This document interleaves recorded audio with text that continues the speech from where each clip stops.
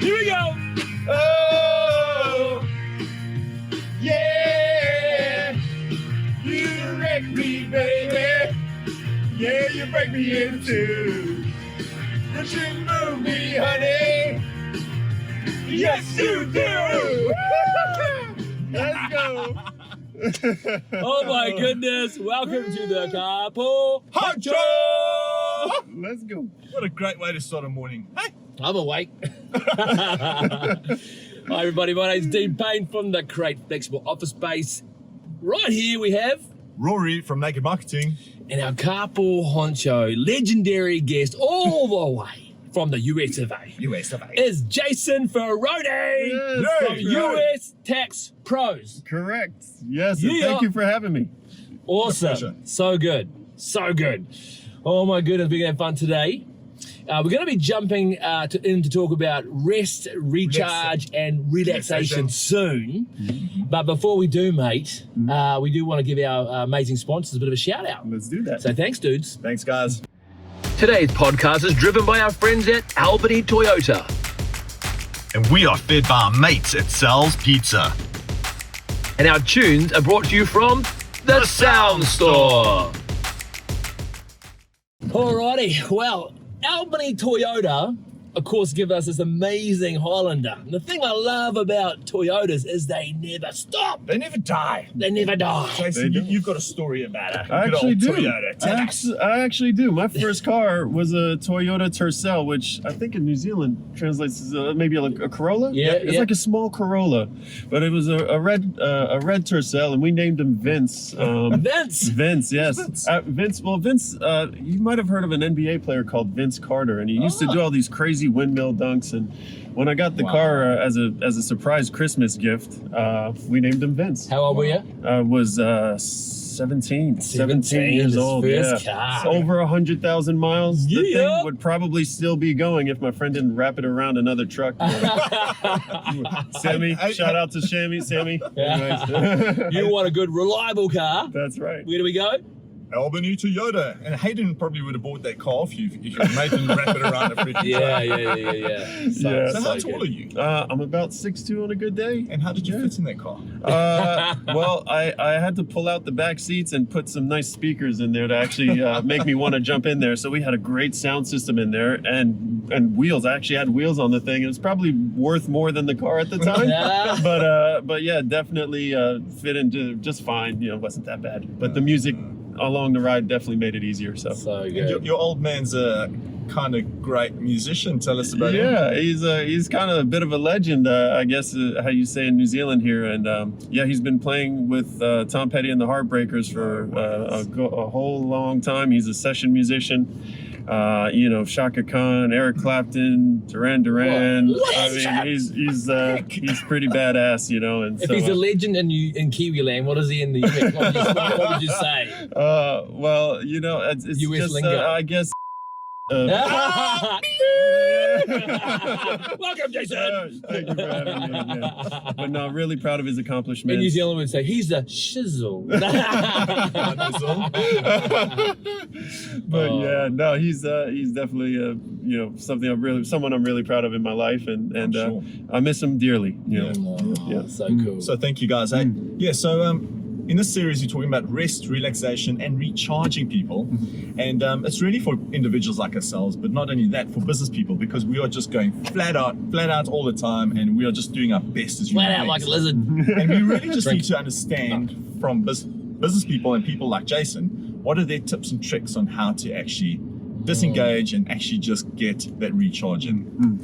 But before we go there, we want to hear about your business, mate. Tell us about what you do. USTaxPros.co.nz. Yeah, so US Tax Pros, we're a tax preparation firm for American expats that live here in New Zealand. We also do a bit of advisory as well for anyone who has a tax filing requirement in the US. So green card holders, any citizens, we still have to file U.S. tax returns no matter where we live in the world. And it's quite onerous, but it's a service that we have to provide and love doing it. So you don't deal with Pablo Escobar, do you? We don't deal with any Pablos of the world. Well, at least I don't think so. But yeah, they're mostly we're dealing with mid to high level income people who do have some assets to protect, and they want to file their U.S. tax returns and keep compliant with the U.S. system, essentially. Very cool.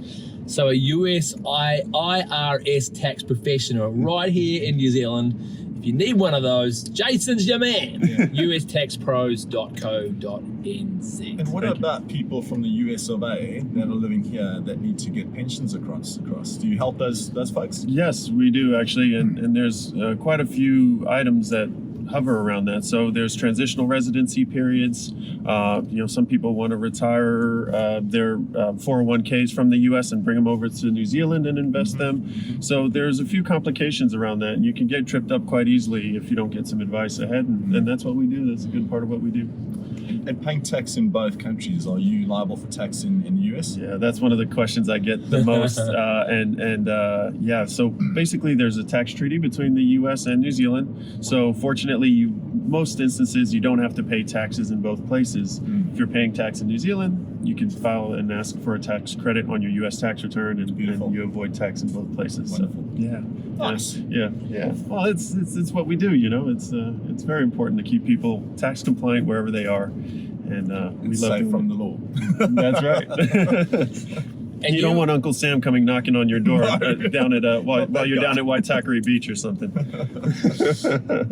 And of course, you're married to a Kiwi, Yes. Wahine. Yes. What's her beautiful name? Her beautiful name. Her name is Erana. Sorry, I'm probably butchering it. Yes. But she's a fiery little one, and thanks to her, we've made some great choices in our life to actually move here. Well done. You're living in LA, and it was high pace, lots going on. What sort of brought about the move? Yeah, well, I mean, it is, like you said, very high pace, and I'm an energetic guy, so I loved it. I thrived on it. I'm always go, and so Los Angeles was perfect for me in that way. But my wife, once we had our daughter Zanya, she was pretty keen to move back to New Zealand, and at first I didn't quite understand why. I think I fought it a lot for many, many years. We were doing well financially, and there were a lot of fears that I had. But I eventually gave in 2018 and made the move permanent, and never looked back. I really don't regret it. What do you say? It's the what? The best decision. What? Oh, that's right. Yeah, probably. Yeah, that's right. It's the best decision I never made. That's for sure. I like that. But wife is always right. We've probably all got a few of those days. Yeah. The best decisions we never made. But she is a tough wahine, like you say, and I don't regret it at all. It's been great. It's been fantastic. It's so cool. All right, so from living in this high-paced US lifestyle, coming to New Zealand and adjusting, but I guess even here in New Zealand we can struggle with, just a rapid lifestyle where everything kind of creeps in and invades all your space. What's the one thing you do to get your RRR, your rest, relaxation and recharge? What is it? That's right. Auckland can feel a bit busy at times, and so even in Auckland we need to learn how to chill, and it's hard for me because I'm like the song choice I had, it's go go go, and I'm a go guy, so I have to force myself to chill for a minute. And so for me, it's been walks, getting out and walking, whether I'm upset with someone, whether it's, you go I'm happy. Honey, where are you going again? Leave her alone. But no, it's been actually, really satisfying for me to go out Sunday mornings. I love to walk out Takapuna Beach and walk up towards the bays there. There's just so much history in that area. And most importantly for me is walking with my daughter. So we do get a few days of the week where I'm there early in the morning, and I would never have that opportunity in the States. I'm out the door at 5 in the morning, 6 in the morning. I would never get to walk with my kid, and we actually get to spend some quality one-to-one time. We shut off the phone, and it's just fantastic. You know, Shout out to your daughter, mate. What's her name? Little Zanya, little Yeah. Z we Zanya. call her. 10 years old. 10 years old. She's my little angel. And wonderful. we really enjoy our little time together. And sometimes it's a quiet walk, and not much is said. We just walk her to school and I walk back. But on the way back, it usually affords me a bit of my alone time too. So it helps me out a lot. So cool. So this one habit is simply, walking your daughter to school as many days as you possibly can. And that's first thing in the morning. And the thing I love about that is it's kind of something you can do, right? Like it's right there. It's nothing sort of out of the box, like, wow, couldn't come up with that. Like, it is a simple idea, but it affords you quality time with this special little angel that you love and adore so much. But also gives you your your alone time. Correct. To kind of get set up for the day. Yeah, that's right. I mean, I do really try to think about what's ahead of, when I'm walking back. But I also think, I'm a former, I call myself a wannabe athlete. I was a good athlete. I could play basketball, but just the getting out and breathing. And it's an uphill and downhill walk to school, right? So I got to walk down the valley and back up the hill to her school, and same way back. It forces me to breathe. And while I'm breathing and walking, I'm thinking about what's ahead, right? Who do I have to speak to? What tasks do I need to accomplish? What are my goals this week? And it just helps. It really does. It's amazing how Auckland, when I started walking, I do quite a lot of walking, just to clear my head, and you reflect on life and your day and that sort of thing. But Auckland's got so many walkways that I didn't know about. You only find this out when you start walking. So, right, you told us a little bit about the why it's so important to you. Where does it come from? What happened in your life? Why is it so critical for you, Jason, to be doing this on a regular basis? Well, for one, it's my Zen time. I think it's my Zen time. It's it essentially just forces me to stop trying to be everything to everyone. Right? I am pretty much, I would say, a love addict. I like to be liked by people, and it can be a problem at times. And I've forced myself to have my own time and do stuff that's for me now. And I never say me, and I as much as I did during this carpool ride. So forgive me. It's really hard for me to even say that. But it just forces me to work on me a little bit. And Hey, Jason. Dean and myself love you, man. I love you guys too. But it's definitely been a great change to my lifestyle, and never would have done it in Los Angeles, that's for sure. But there's all these walkways too. I saw this TikTok the other day, and this guy's like, I'm gonna go walk to this darn waterfall and for my darn mental health, and it was just the funniest thing, right? And I'm like, but that's what I do. It's for my mental health, and it's important. Man, I love walking too, and I'm addicted to it. Oh, is that right? It's unbelievable. I love it. Like you said, so many walkways. There's waterfalls, and for me, it was like I'm motivated by other people. I don't like to let other people down, And so if I know I gotta be there because my daughter wants me to walk to school with her, that makes me be there, right? If I work out with my guys in the morning, I have a 5 a.m. crew that I work out with. Shout out to Dave Basin, great trainer. He basically, I'm in there in the mornings with them, and I'm not perfect. I don't show up every morning, but I know if I don't show up, I'm letting them down. And I don't like that. Is it CrossFit? It's like a CrossFit type training. And same for my basketball guys. I play basketball on Monday nights, and if I'm not there, I feel like I'm letting them down. So if that's what it is for you, find a partner to walk with, So if we talk about, I guess, the positive outcomes, if we were to ask Edna what you're like when you don't do this, what would she say? Like what switches in you as a person? In trouble now. Well, no, that's a good question. I like the on the spot questions.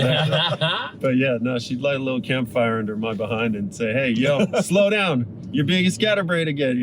But it definitely helps me sort of get myself in line. And she would definitely probably say that. Slow your butt down, man. You're being a scatterbrain, Jay. Tell us where you guys met. So we met in Hollywood, actually. She was She was living in New Zealand at the time, but she came out on a little pre-OE scouting trip. Right. And she was in Hollywood. I met her at a nightclub, and I was one of those nightclub guys. And I met her at the club, and we sat down and talked the whole night. And Cool. she told me she wanted to be a dog groomer in Los Angeles. And you know that sort of, it was meant to be thing.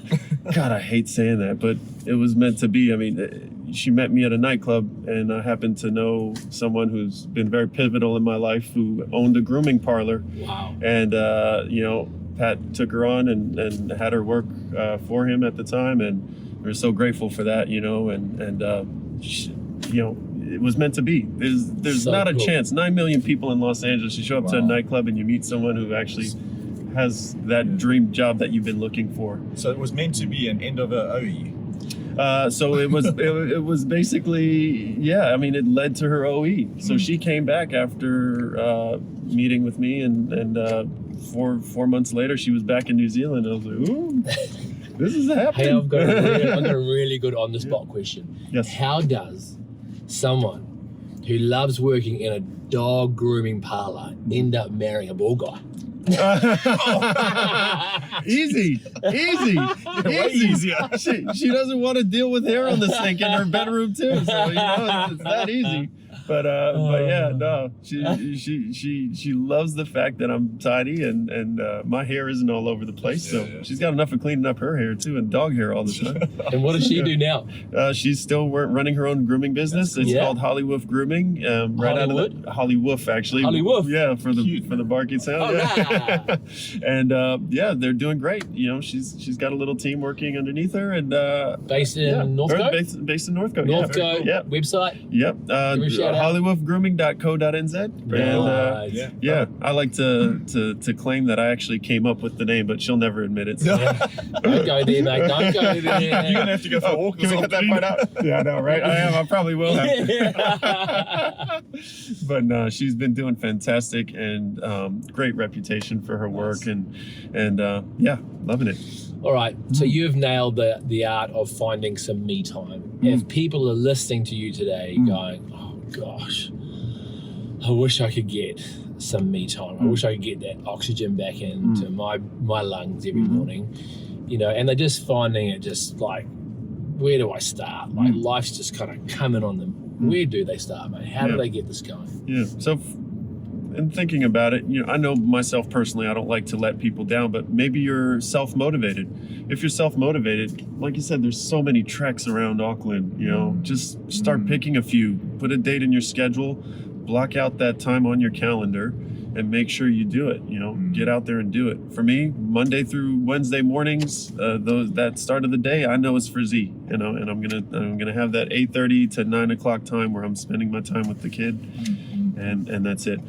If you don't like to let people down, you know, find a group of friends. There's actually some meetup groups that are pretty cool, actually, that you know I've engaged in to just meet people around Auckland and make friends, and those are great. So, or just pick a person. It could be a person from the family. You don't want to let a kid down. Force yourself to take your kid to school on maybe at least once or twice a week. Just start it off and try it, and you'll see how I believe you beneficial leave it the is. device at home, right? Yeah, When you yeah. do No, this? I leave the device at home. Yeah, I have to leave it. I don't answer any calls. Nothing. And by having people, when you say letting down, I mean, it just holds you accountable to actually get your butt out of bed and do it. Correct. Yeah. Correct. Yeah. Correct. Okay, cool. Yeah. And- Oh my goodness! Now Yeah. you start talking about doing it with someone. Is you know, we're actually doing a reboot, aren't we, at the Crate, Yes. with run by Naked Marketing, actually. cool. Tash, who's the other director, the better half, is running this reboot, and we're all on it. And so one of my goals is just to really engage back into deeper friendships with people. But I typically don't like going to the gym, so I've actually connected those two goals together to go, actually, if I'm hanging out with my mates at the gym, building a friendship, then I'm kind of, deeper friendship, I'm kind of nailing two things at once, but I'm kind of doing something I don't like doing with something I love doing, because I love hanging out with mates, and I want to build better quality, you know, connections in my life, because I know the value that they have.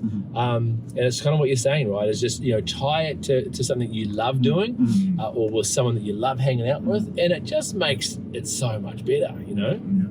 That's the thing too. Like with my 5 a.m. crew guys that I work out with, I absolutely love just that time we have together. We stop after, have a quick coffee together. It's just a few minutes, but It's not about so the gym, valuable. it's about the coffee after. It actually is. Camaraderie.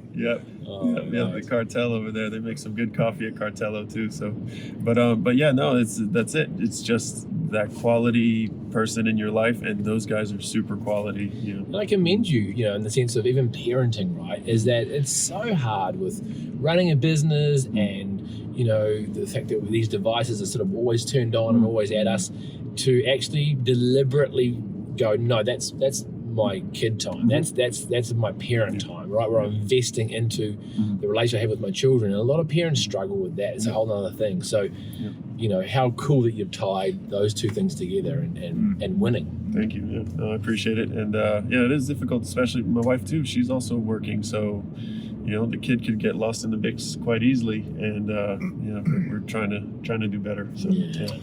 Right, Jason. So we've touched on a bit of the how, but just let's recap for our listeners. Okay. I'm not a person that likes getting out of bed. I'm not a person that likes walking, but I'm stressed as hell. So what are your tips for a person like me? I'm not like that, I'm just saying.